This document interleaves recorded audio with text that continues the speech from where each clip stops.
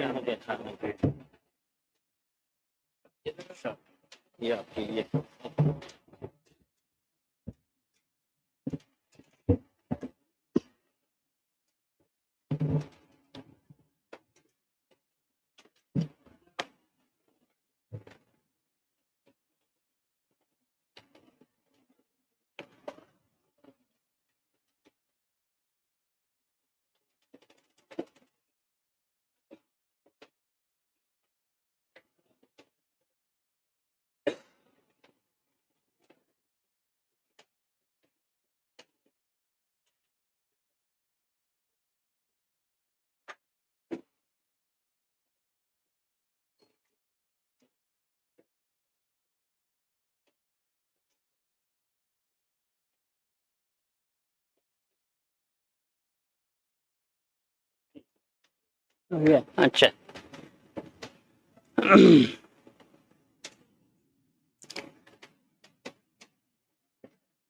I begin in the name of Allah, most gracious, most merciful, Master of the Day of Judgment. All praise belongs to Him, and all of us have to return to Him. The topic of our discussion today is utilizing the power of zakat to empower the deprived through institutionalization.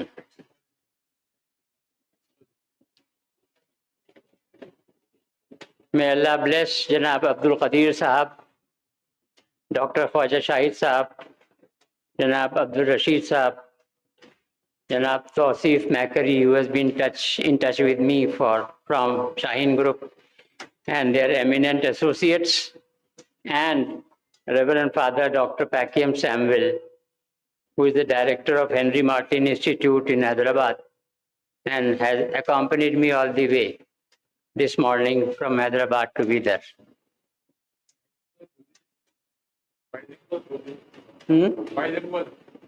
Bilingual. Okay. Okay. ٹھیک ہے. Incidentally آگے بڑھنے سے پہلے میں تھوڑا آپ کو یہ عرض کر دوں کہ our spiritual mandate gives rise to nation building. جو مدعا اس وقت چل رہا ہے زکوٰۃ اور اوقاف کا، اس کو ہم سمجھ کر کے اس کے اوپر پوری طرح سے عمل کریں اچھی طرح سے، تو اس سے نیشن بلڈنگ میں بھی مدد ملتی ہے. That's what I wanted to mention in the beginning. خواتین و حضرات، ہم غور کریں کہ اللہ تعالیٰ کی ڈیزائن ہے کیا. What is his intrinsic design؟ وہ ہے سوشیو اکنامک اسپریچول نیٹورکنگ. آپ غور کریں میری سبمیشن کے اوپر. سوشیو اکنامک اسپریچول نیٹورکنگ اللہ تعالیٰ نے انتظام کیا ہے ہم لوگوں کے لیے. What ever has nutritional value for the civil and body. انسان کا جو وجود ہے اس کے 2 حصے ہیں، ایک روح ہے ایک جسم.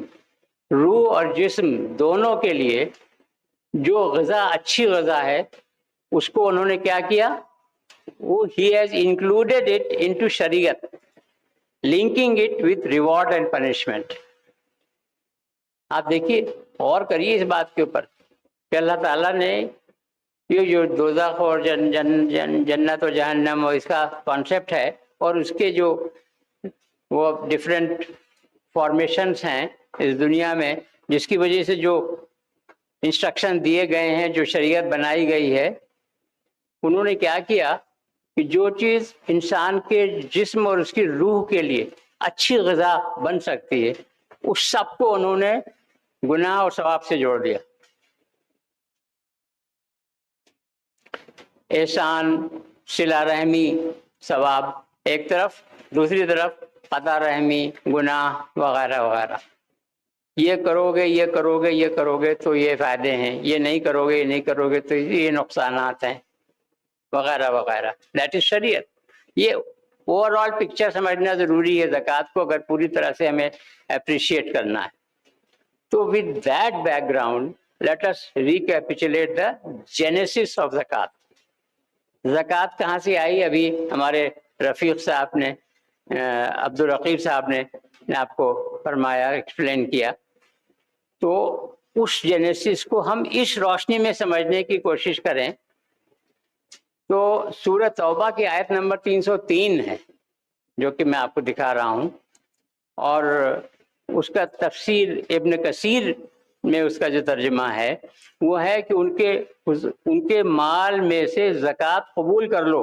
حضور صلی اللہ علیہ وسلم سے اللہ تعالیٰ فرما رہے ہیں ان کے مال میں سے زکوٰۃ قبول کر لو کہ اس سے تم ان کو ظاہر میں بھی پاک اور باطن میں بھی پاکیزہ کرتے ہو، اور ان کے حق میں دعائے خیر کرو کہ تمہاری دعا ان کے لیے موجب تسکین ہے اور خدا سننے والا اور جاننے والا ہے.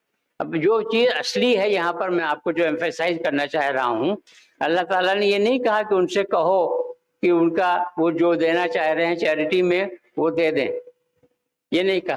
حضور صلی اللہ علیہ وسلم سے کہا کہ تم قبول کر لو اور تم کرو اس کا انتظام.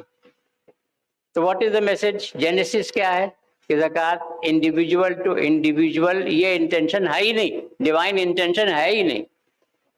اس سے آپ اور بھی آگے جا کے سوچیں گے تو بہت مشہور ہے، ہم سب لوگ واقف ہیں کہ زکوٰۃ جو ہے چپ چاپ خاموشی سے دی جانی چاہیے، دائنے ہاتھ دے تو بائیں کو پتہ نہ چلے، ہے نا. لیکن یہ کہ جب 1:1 دی جائے گی تو کیسے ہوگا کہ دائنے دے رہا ہے بائیں کو پتہ. لیکن اگر تنظیم کے ذریعے دی جائے گی تو وہ پکا ہو گیا، کسی کو پتہ ہی نہیں کس نے پیسہ دیا، کس کو ملا، وغیرہ وغیرہ. So take from their wealth, O Prophet صلی اللہ علیہ وسلم, charity to purify and bless them. یہ بیسک جینیسس ہے زکوٰۃ کی. So زکوٰۃ was ordained to be established in an organized fashion. شروعات ہی وہیں سے ہوئی. اسے بیچ میں بھٹک جاتا ہے، دنیا بیچ میں بھٹک گئی، ملت بیچ میں 1400 سال ہو گئے، بیچ میں کہیں نہ کہیں بھٹک گئی، تو جو اس کی جو تنظیمی اہمیت ہے وہ ختم ہو گئی.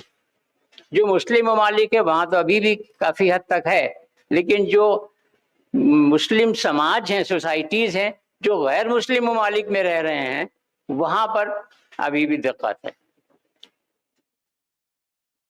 Directive principle of Islamic socialism, یہ جو پورا مقصد ہے وہ اسلامک سوشلزم قائم کرنے کا ہے.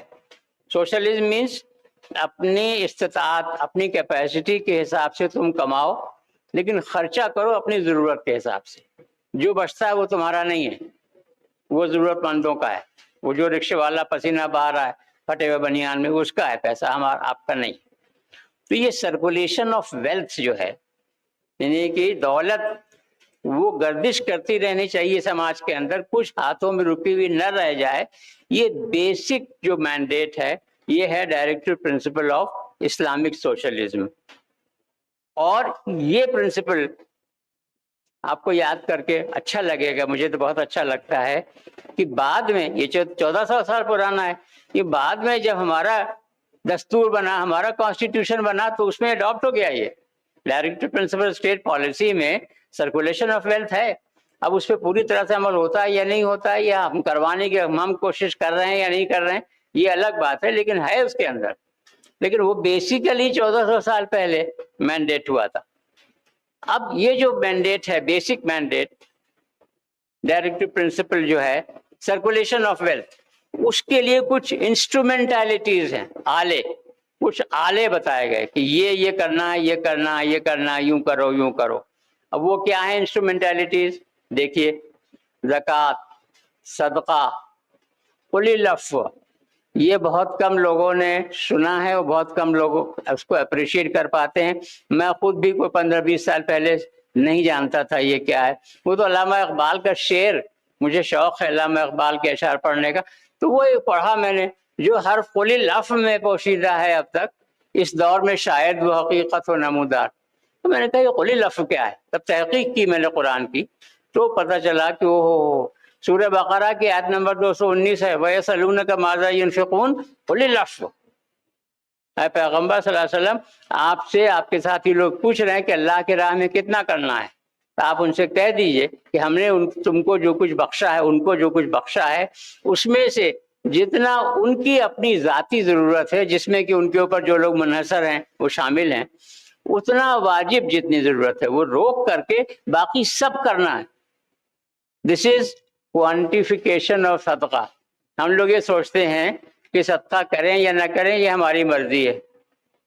ہم یہ بھی سوچتے ہیں کہ صدقہ کتنا کریں یہ بھی ہماری مرضی ہے. لیکن سورہ بقرہ کی آیت نمبر 219 جو ہے 2.219، یہ اس کی نفی کر دیتی ہے، وہ نیگیٹو کر دیتی ہے، وہ نیگیٹ کر رہی ہے اس کو. کوانٹیفیکیشن آف صدقہ ہے جو تم کما رہے ہو اس میں سے صرف اتنا تمہیں اپنے پاس رکھنا ہے جتنی واجبی ضرورت ہے تمہاری اور تمہارے اوپر جو لوگ منحصر ہیں ان کی. باقی تمہارا ہے ہی نہیں، وہ اس رکشے والے کا ہے، تمہارا ہے ہی نہیں. تو لیکن یہ بات میں یہاں آپ کو ایک تھوڑا سا ایکسپلین کرتا چلوں کہ اس میں صرف روپیہ پیسہ زمین جائیداد نہیں ہے، اس میں سب کئی چیزیں شامل ہیں. وقت، 24 گھنٹے کا وقت ہے ہمارے پاس، وسائل ہیں، اور روپیہ پیسہ تو خیر ہی، اور جذبے محبت، ہر چیز کی حصے داری جو ہے وہ ہر چیز ہمارے لیے، ہماری نیوکلیر فیملی کے لیے 100% کوئی بھی چیز نہیں ہے. یہ ہے بیسک مینڈیٹ اسلام. اس کی انسٹرومنٹیلٹیز جو ہیں وہ میں آپ کے سامنے پیش کر رہا ہوں. زکوٰۃ، صدقہ، قل العفو. اب عید الفطر میں فطرہ دیا جاتا ہے، وہاں بھی شیئر یور ریسورسز. عید الاضحیٰ میں قربانی کی جاتی ہے، شیئرنگ یور ریسورسز. رمضان میں عادت کیا پڑتی ہے کہ دیکھو ہم بھوکے رہیں، ہمیں پتہ چل گیا جو لوگ بھوکے رہتے ہیں ان کے اوپر کیا گزرتی ہے، تو ہم موٹیویٹ ہو رہے ہیں کہ ہم ان کی مدد کریں. اور ایک کانسیپٹ ہے کفارے کا. کفارہ کیا ہے؟ وہ بھی ہر چیز جو ہے وہ آپ کو اپنے ریسورسز کو شیئر کرنے کے لیے موٹیویٹ کر رہی ہے.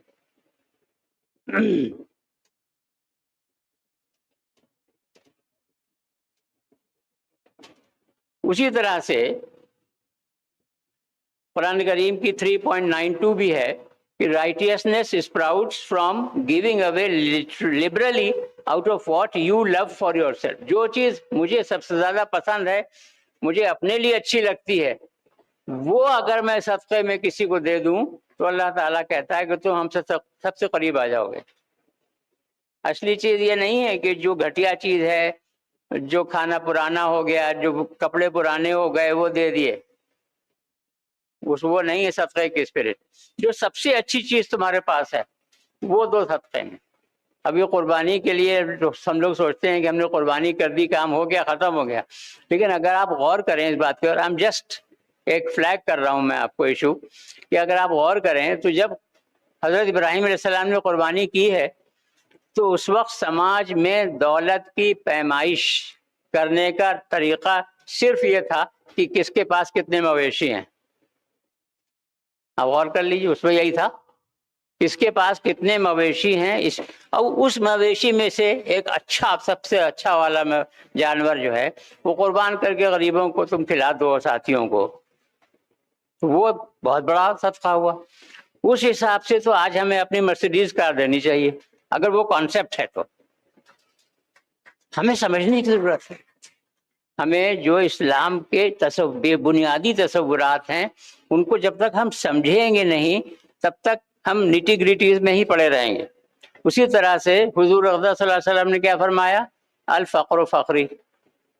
I take pride in keeping myself artificially deprived.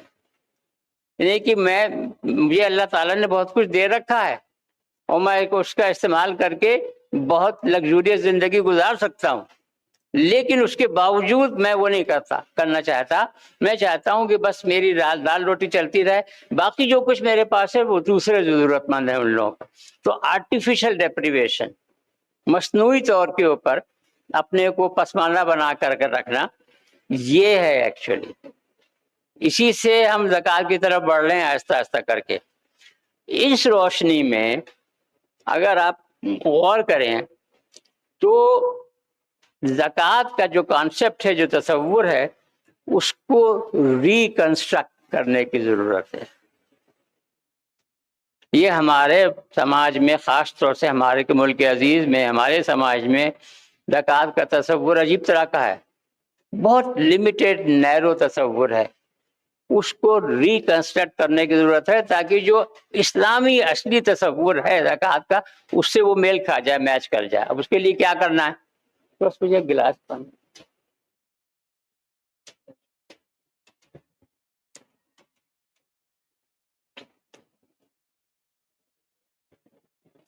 تو جو تصور ہے زکوٰۃ کا، اس کو ریکنسٹرکٹ کرنے کی ضرورت ہے. یہ سمجھنے کی ضرورت ہے کہ paying zakat is intended to purify wealth by giving. جو آپ کے پاس دولت ہے وہ پیوریفائی ہو جائے، وہ پاک ہو جائے. 2% نکل گیا، 97% پاک ہو گیا. اور ساتھ ساتھ ایک دوسرا کانسیپٹ بھی ہے، to purify the society from the social events resulting from deprivation and poverty. غور کریے آپ اس بات کو.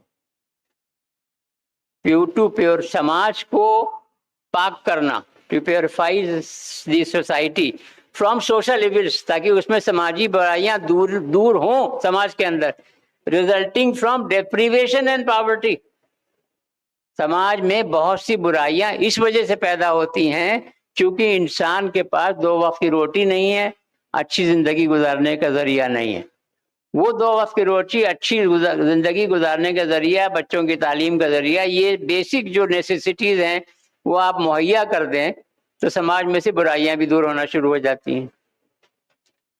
زکوٰۃ یہ کام کر سکتی ہے. اس بنیادی تصور کو ہمیں سمجھنا بڑا ضروری ہے. اور ہمیں یہ بھی غور کرنے کی ضرورت ہے کہ زکوٰۃ اور جو ٹیکس ہے اس میں جو ڈپلیکیشن ہے وہ بھی کم ہو جائے، یا ختم ہو جائے یا کم ہو جائے. Reducing the duplication between zakat and tax so that the money paid for zakat will be exempt from taxation. یعنی کہ میں زکوٰۃ دے رہا ہوں ہے نا، اور میں ٹیکس بھی دے رہا ہوں. اگر وہ دونوں الگ الگ ہوئے، میوچولی ایکسکلوسیو ہوئے، تو یہ زکوٰۃ اور یہ ٹیکس بڑھ کر کے مجھے زیادہ دینا پڑا. اگر زکوٰۃ کا پورا حصہ یا تھوڑا سا حصہ ٹیکس میں شامل ہو جائے، گن لیا جائے، تو اچھا سماج کا بہت فائدہ ہے نا. اس کا میں آپ کو یہ عرض کر رہا ہوں، the method of registering payments of زکوٰۃ for this purpose would be to pay it into a local اور نیشنل انسٹیٹیوشن. نہیں کہ ہر آدمی، میں اگر انڈیویجول ہوں، میں اگر ایک فرد ہوں اور میں زکوٰۃ دے رہا ہوں، تو میں اپنے اس میں نہیں کہہ سکتا اپنے ریٹرن آف انکم میں کہ یہ میں نے زکوٰۃ دی اس وجہ سے اس کو جو ہے وہ چھوڑ دیا جائے. نہیں کہہ سکتا، یہ ایسا کوئی پروویژن نہیں ہے قانون میں.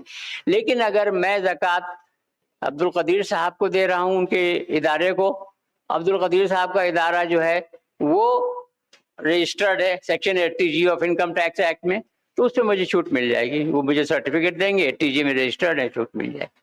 یہ بھی کرنے کی بڑی ضرورت ہے. یہ جو ادارہ سازی ہے نا، یہ اس کے لیے بڑا ضروری ہے یہ ایک بات کرنا. میں آپ کو یہ عرض کروں کہ زکوٰۃ فاؤنڈیشن آف انڈیا جو ہم لوگوں نے قائم کی تھی 1997 میں، وہ چیریٹیبل رجسٹرڈ ٹرسٹ ہے اور گورنمنٹ آف انڈیا میں as a charity organisation registered ہے انکم ٹیکس ایکٹ کے سیکشن 12A اور 80G میں، اور FCRA میں بھی ہے. اور جتنے بھی ممکن ہیں اور ضرورت ہیں जरूरी है, रजिस्ट्रेशन, रिकॉग्निशन सब हैं अल्हम्दुलिल्लाह, और कंटिन्यूअस रिन्यूअल FCRA में भी है, सब होता रहता है। नीति आयोग के ऊपर भी रजिस्टर्ड है वगैरह वगैरह।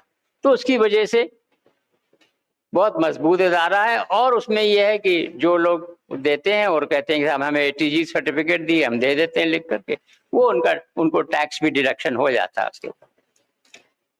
The world should uphold the right to respect from others. ये भी आप गौर करिएगा। The world should uphold the right to respect from others by adhering to the rules of zakat and human solidarity. ये भी आप गौर करिए, मैं आपको सामने पेश कर रहा हूँ, बहुत तफसील में मैं इसमें नहीं जाऊंगा।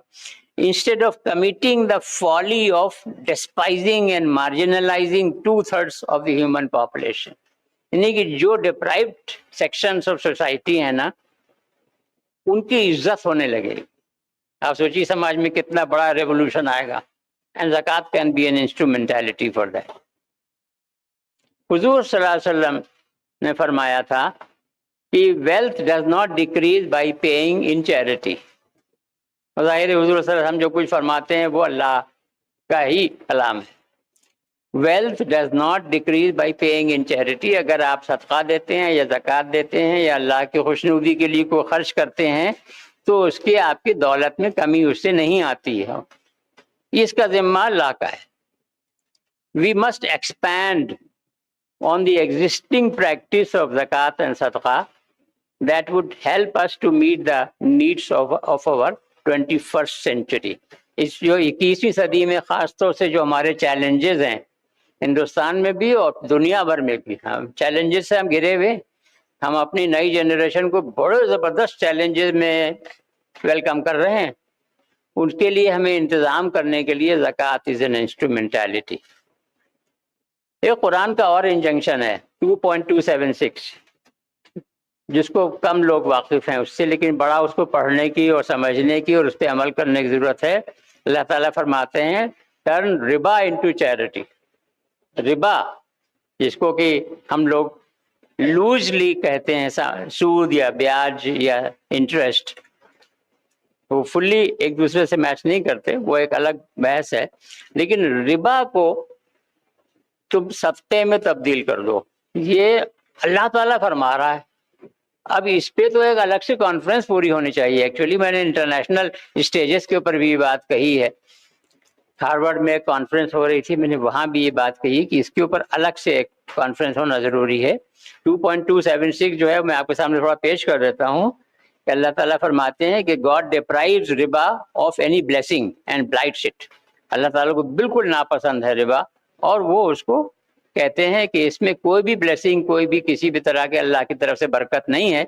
लेकिन जो चैरिटी है, जो अल्लाह के खुशनुदी के लिए जो पैसे दिए जाएंगे, उससे कहते हैं दौलत में इजाफा होता है। ये अल्लाह ताला कह रहे हैं दौलत में इजाफा होता है, करके देख लीजिए।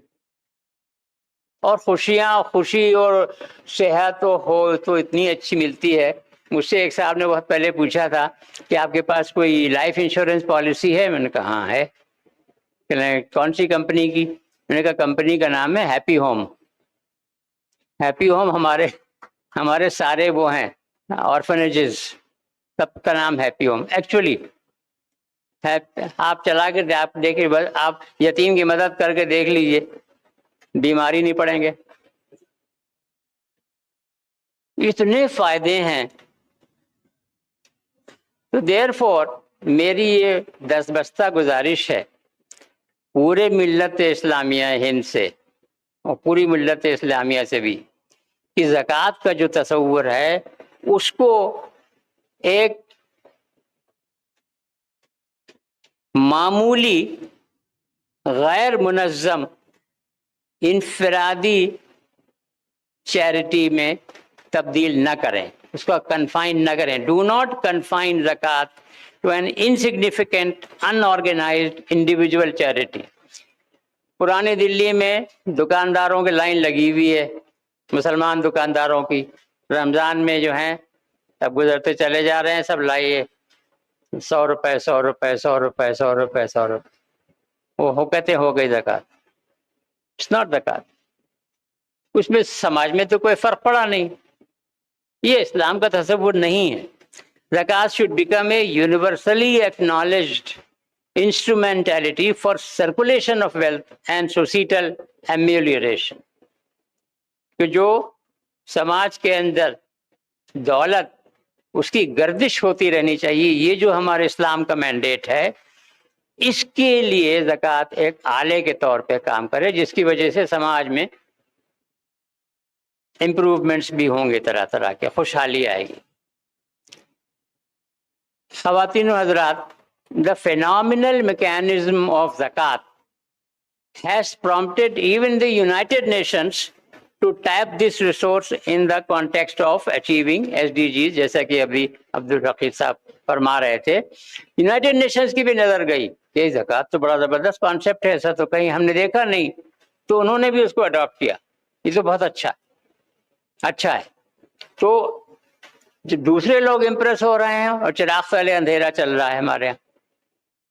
تو زکوٰۃ کو ایک اجتماعی طور کے اوپر، یعنی کہ ایک ٹوٹیلٹی میں دیکھنے کی ضرورت ہے. ان آئسولیشن دیکھنے کی ضرورت نہیں ہے. اگر آپ پورا اسلام کو تصور سمجھ کر کے مقصد حیات کیا ہے اس کی روشنی میں زکوٰۃ کو اور کریں گے تو کچھ اور ہی چیز نظر آئے گی. پھر what is the divine purpose of creation of humanity, یعنی کہ انسانیت کو اللہ تعالیٰ نے کیوں بنایا، مقصد حیات کیا ہے. اگر ہم اس پہ غور کر لیں گے تھوڑا سا تو آسانی ہو جائے گی زکوٰۃ کو سمجھنے کے لیے. سورہ ہود کی آیت نمبر 7 ہے، لِيَبْلُوَكُمْ أَيُّكُمْ أَحْسَنُ عَمَلًا. اللہ تعالیٰ فرما رہے ہیں مقصود یہ ہے کہ وہ تم کو آزمائے کہ تم میں عمل کے لحاظ سے کون بہتر ہے. یہ مقصد حیات ہے، purpose of creation of humanity, مقصد حیات. Let us see through the big divine purpose. اللہ تعالیٰ کی بڑی ڈیزائن کیا ہے جس کا زکوٰۃ ایک چھوٹا سا حصہ ہے. اس کو غور کرنا اگر ہم شروع کر دیں تو آپ کو معلوم ہوگا کہ ہم اسی میں اپنا سارے محنت لگائے دے رہے ہیں کہ گن لیں کہ کہیں 2.5% سے زیادہ نہ ہو جائے، کہیں 2.6% نہ ہو جائے. ہم اس میں لگ جاتے ہیں، جبکہ 2.5% زکوٰۃ مینڈیٹ کر کے اللہ تعالیٰ کا مقصد یہ ہے کہ وہ یہ دیکھنا چاہتا ہے کہ باقی 97.5% میں تم کیا کر رہے ہو. وہ پھر طے کرتا ہے کہ ایکچولی تمہاری ویلیو اللہ کی نظروں میں تمہاری اہمیت ہے کیا. وہ باقی 97.5% سے طے ہوتی. 2.5% تو انہوں نے ایک انسٹرومنٹیلٹی بتا دی. اب جیسے یہ کہہ دیا کہ صاحب آپ کو دائیں طرف چلنا ہے سڑک پہ انڈیا میں جو ٹریفک رول ہے، آپ کو سڑک کے بائیں طرف چلنا ہے. تو بائیں طرف چلنا ہے، یہ نہیں دیکھا جاتا کون کون بائیں طرف چل رہا ہے، یہ دیکھا جاتا ہے کون داہنی طرف جا رہا ہے، اسی کو پکڑنا ہے. میری نماز کی اہمیت خواتین و حضرات اس سے طے ہوتی ہے اللہ کے نزدیک کہ 2 نمازوں کے بیچ میں جب میں مسجد سے باہر ہوتا ہوں تو میں کیا کرتا ہوں. اس سے طے ہوتا ہے کہ نماز کی اہمیت کیا ہے.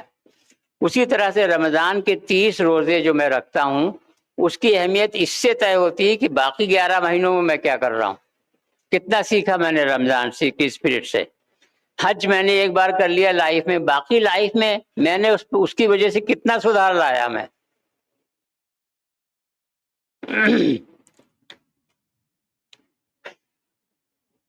میں آپ کو ابھی جو قل العفو کا بارے میں بتا رہا تھا، وہ ایک میری ہائپوتھیسس ہے، اس کے بارے میں ایک مفروضہ ہے. Trail 33، TRAIL trail -33. T is for time, R for resources, A for assets, I for income, L for love. وقت، وسائل، زمین جائیداد، آمدنی اور جذبہ محبت، یہ جو 5 چیزیں ہر انسان کو کسی نہ کسی لیول میں ملی ہوئی ہیں. اس کا 33%، 33%، 1/3 ہم اپنے اوپر اور اپنی نیوکلیر فیملی کے اوپر خرچ نہ کریں، بس اللہ تعالیٰ جو ہم سے چاہتا ہے وہ پورا ہو گیا. جو وہ تو 2.5% ہے، لیکن بہت سی چیزیں میں نے آپ کو انسٹرومنٹیلٹی بتائی ہیں. اللہ تعالیٰ فرماتے ہیں کہ تم کسی کو کچھ کرنے کو کہو تو پہلے خود کرو. 2.44. ٹھیک ہے. تو میں آپ سوچ رہے ہوں گے کہ یہ بکواس کیا جا رہا ہے, خود کتنا کرتا ہے. تھوڑا سا میں آپ کو آئیڈیا دے دیتا ہوں کہ چونکہ کہ میں آپ سے یہ عرض کر رہا ہوں, لہٰذا آپ کو بتانا ضروری ہے. زکوٰۃ فاؤنڈیشن آف انڈیا جو ہم نے 25 سال پہلے الحمدللہ قائم کیا بہت سے لوگوں نے مل کر کے, تو اس کے مائکرو اور میکرو دو پروجیکٹس ہے زکوٰۃ فاؤنڈیشن آف انڈیا. اسی لیے میں آپ کو عرض کر رہا ہوں, اس مائکرو اور میکرو دو طرح کے پروجیکٹس اس کے چلتے ہیں. مائکرو پروجیکٹس کیا کیا ہیں, بہت سی آسانی سے 1 منٹ میں ہی ختم کر دوں گا میں آپ کو. میں نے آپ کو بتا دیا ہیپی ہوم آرفنیجز لڑکوں اور لڑکیوں کے لیے الگ الگ ہیں. اوکے. دین ڈے کیئر سینٹرس, جو غریب مزدور صبح چوراہے پہ کھڑے ہوتا ہے جا کر کے کہ ہمیں لے جاؤ شام تک کام کروا لو, شام کو 500 روپے دے دینا. وہ نوجوان ہے یوزلی, تبھی کام کرتا ہے. اس کی بیوی کہیں برتن صاف کر رہی ہے. اس کے چھوٹے چھوٹے بچے ہیں, ان کی دیکھ بھال کرنے کے لیے ڈے کیئر سینٹر چلاتے ہیں. صبح سے شام تک جب تک والدین کام پہ لگے ہوئے ہیں, ان کی دیکھ بھال, ان کو دودھ پلانا, کھانا کھلانا, کچھ پڑھا لکھا دینا, باتھ روم کروانا, یہ کام ڈے کیئر سینٹرز میں ہوتا ہے. وہ زکوٰۃ فاؤنڈیشن آف انڈیا نے قائم کر رکھے. یہ ہے پرورش کے نام سے. دین غریب بیواؤں کو مہینے کا راشن ملتا ہے. میڈیکل سینٹرز ہیں, فری میڈیکل سینٹر جگہ جگہ ہیں. نیٹنگ ٹیلرنگ انسٹیٹیوٹ بچیوں کے لیے, یہ سب مائکرو ہیں works. Netting and tailoring, libraries come reading rooms وغیرہ ہیں. ڈیزاسٹر ریلیف, کہیں کوئی ڈیزاسٹر ہو گیا تو وہاں جا کر کے کرنا مدد وغیرہ وغیرہ. پروپکار, راشن کارڈ بنوا دیا آپ کا, الیکشن کارڈ بنوا دیا آپ کا, آدھار کارڈ بنوا دیا, یہ پروپکار ایک سیکشن ہے زکوٰۃ فاؤنڈیشن. یہ بھی وہ ہے. آپ پھر مائکرو پروجیکٹس وہ ہیں جس میں ایسے کام کرنا جس میں جنریشن نسل در نسل ملت اونچی اٹھتی رہے, اس کو اس کا حق ملتا رہے. اس کے لیے ابھی ہم کون سے سال میں ہیں, 2023. تو ہمیں صرف 2023 کا غور نہیں کرنا, ہمیں غور کرنا ہے, یہ سب زکوٰۃ کے تقاضے ہیں. ہمیں کہاں غور کرنا ہے, 2123 100 سال بعد, 2223 2323, کم سے کم 300 سال کے آگے کا سوچ کے کر چلنا ہے. 300 سال کے بعد بھی بیدر ہوگا, 300 سال کے بعد بھی بیدر میں امت ہوگی, 300 سال کے بعد بھی ہمارا ملک عزیز ہوگا. اس وقت کیسے ہوں گے لوگ, ملت کیسی ہوگی, سماج کیسا ہوگا, یہ اس پہ منحصر ہے کہ میں اور آپ آج کیا کرتے ہیں اور کیا نہیں کرتے. اس پہ منحصر ہے یہ. ہم کیا کر رہے ہیں, ہم نے سول سروسز اور دوسرے کمپٹیٹیو ایگزامینیشنز کے لیے کوچنگ انسٹیٹیوٹس قائم کر دی ہے الحمدللہ, اور اللہ نے بڑا ہاتھ پکڑا ہے, بہت کامیابی ہے, خدا کا کرم ہے, احسان ہے اس کا. دیکھیے آپ کے صوبے میں بھی آ کر کے وہ کوئی صوبہ بچا ہی نہیں جس میں پچھلے 15-16 سال کے اندر میں خود آ کر کے اور اورینٹیشن پروگرام میں نے ایڈریس نہ کیا ہو. کوئی ایسا صوبہ ہی نہیں ہے جہاں, جس کی وجہ سے کافی سمجھ میں لوگوں کے آنے لگا. الحمدللہ اس میں بہت کامیابی ہے, جیسا کہ میں آپ کو میں عرض کر رہا ہوں. میجک نمبرز میں نے لکھا ہے یہاں, میجک نمبرز میں نے دیے نہیں, لیکن بہرحال ان 15 سالوں میں اللہ کا کرم یہ ہے کہ 179 لڑکے اور لڑکیاں IAS, IPS, IRS دوسری سروسز سب جوائن کر چکے, جو کر رہے ہیں لوگ جگہ جگہ کام. اور لیٹسٹ بیچ اس وقت موک انٹرویوز چل رہے ہیں, اس میں بھی 43 لوگ جو ہیں الحمدللہ ہمارے شامل ہو رہے ہیں UPSC کے انٹرویوز میں. انریچنگ لائف تھرو زکوٰۃ ان انڈیا, یہ ایک آرٹیکل میرا پبلشڈ ہے, آپ غور سے پڑھیے گا تو آپ کو اور زیادہ اندازہ ہو جائے گا انشاءاللہ. پروجیکٹ ان ہینڈ, یہ جو میں نے آپ کو بتایا نا کمپٹیٹیو ایگزامینیشنز والا, اس کے لیے ابھی تک ہم کرائے کی بلڈنگیں لیتے تھے ہاسٹلوں کے لیے, لیکن اللہ کا شکر ہے کہ 300 ایکڑ زمین کے اوپر 500 بچوں کا ایک ساتھ انتظام ہو چکا, بن گئی, بالکل بن گئی. یہ میں آپ کو تھوڑا سا بتا رہا ہوں.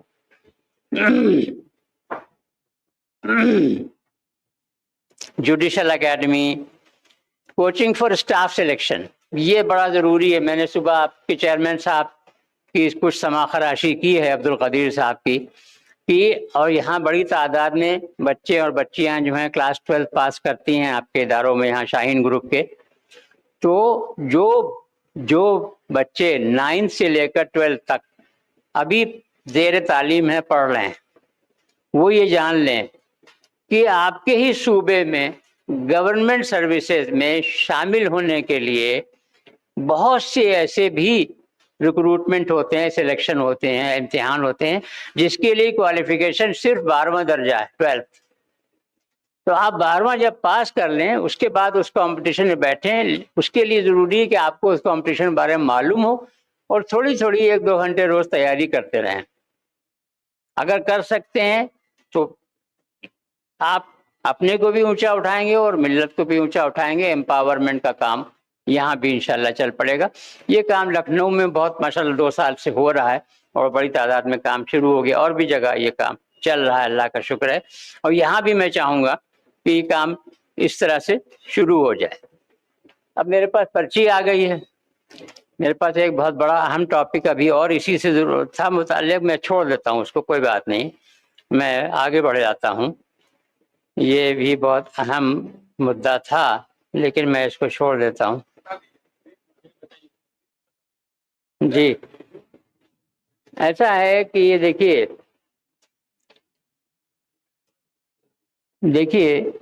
وہ یہ ہے کہ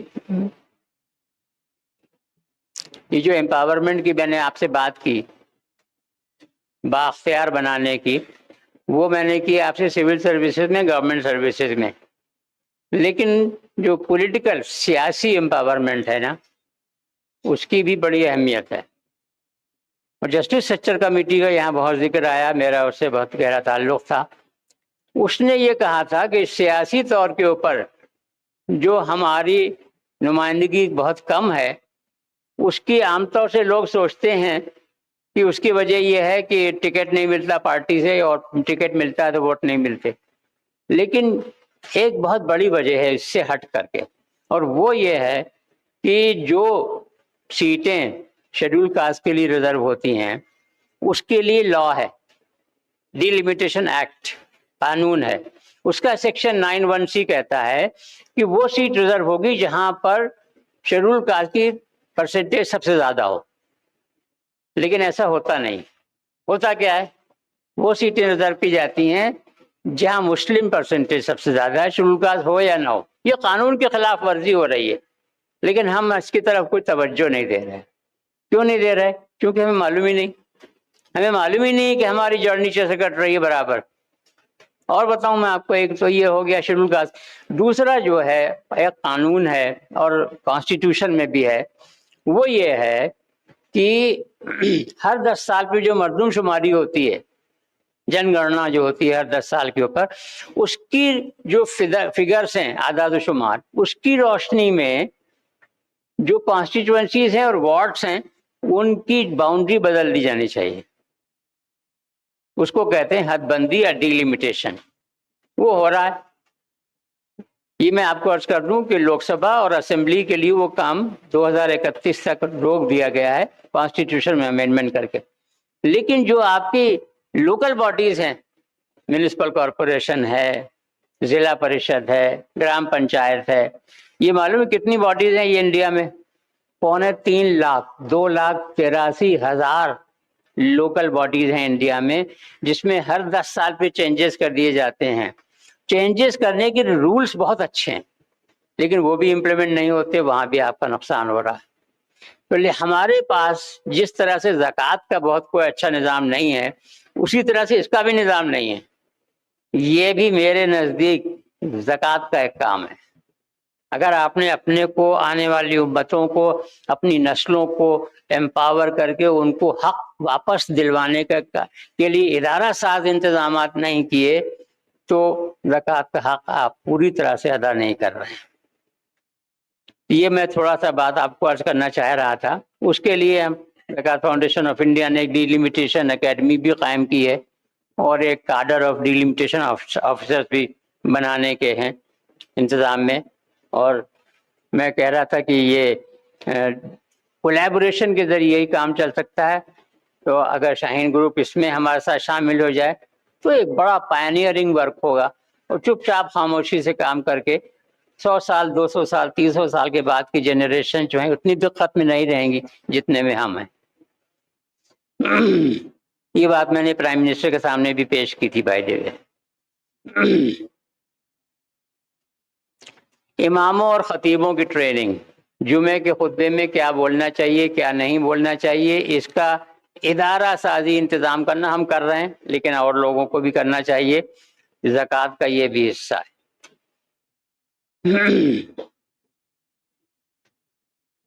اس کو بھی چھوڑ دیتے ہیں۔ اتحاد مدارس، ایجوکیشن کارواز، آپ کے خواجہ شاہی صاحب ہمارے تشریف لائے تھے، اور جگہ جگہ جاتے ہیں پورے انڈیا میں ایجوکیشنل کارواز وغیرہ وغیرہ۔ جی میں آگے بھی پڑھ جاتا ہوں۔ تو ہمارے علامہ صاحب نے سمجھایا ہے کہ سبق ملا ہے یہ معراج مصطفیٰ سے مجھے کہ عالم بشریت کی زد میں ہے گردوں، ہے نا؟ تو لہذا زکوٰۃ کی جو آؤٹ ریچ ہے اس کے لیے sky is also not the limit, اتنی آؤٹ ریچ ہے۔ اگر ہم اس کو سمجھ لیں اور اس پہ عمل درآمد کرنا شروع کر دیں۔ So friends, let us understand the divine message in right earnest and let us turn the table. ہم ٹیبل ٹرن کر سکتے ہیں۔ اس وقت جو ہمارے اوپر مصیبتیں ہیں کہ اسی صدی میں اس کی روشنی میں عرض کر رہا ہوں، let us turn the table through well thought out, benevolent, systematic, institutionalized interventions، تاکہ یوم لا ينفع مال ولا بنون الا من اتى اللہ بقلب سلیم۔ اللہ تعالیٰ نے فرمایا کہ جس دن یعنی قیامت کے دن نہ مال کام آئے گا اور نہ اولاد، مگر ہاں اللہ کے پاس تم نیک دل لے کر کے آؤ گے اگر تو اور بات ہے۔ اب یہ ہے کیا نیک دل ہے کیا؟ اس کو علامہ نے سمجھایا ہے، مسیح خامی کی دارم از محبت کیمیا سازم کی فردہ چون رسم پیش تو از من ارمغاں خواہی۔ اے اللہ تعالیٰ، آپ نے مجھے کچے تانبے کا ایک دل عنایت کیا، آپ کی مخلوق سے محبت کر کر کے آپ نے جو مجھے وسائل دیے ہیں اس کا استعمال کر کے ان کی مدد کر کر کے میں اس کچے تانبے کے دل کو ٹھوس سونے کے دل میں تبدیل کرنے کی کوشش کر رہا ہوں، تاکہ کل کو قیامت کے دن جب میری آپ سے ملاقات ہو تو میں آپ کو اسے تحفے کے طور پہ پیش کر سکوں۔ وآخر دعوانا الحمد للہ رب العالمین والصلاة والسلام علی سید المرسلین الحمد للہ رب العالمین۔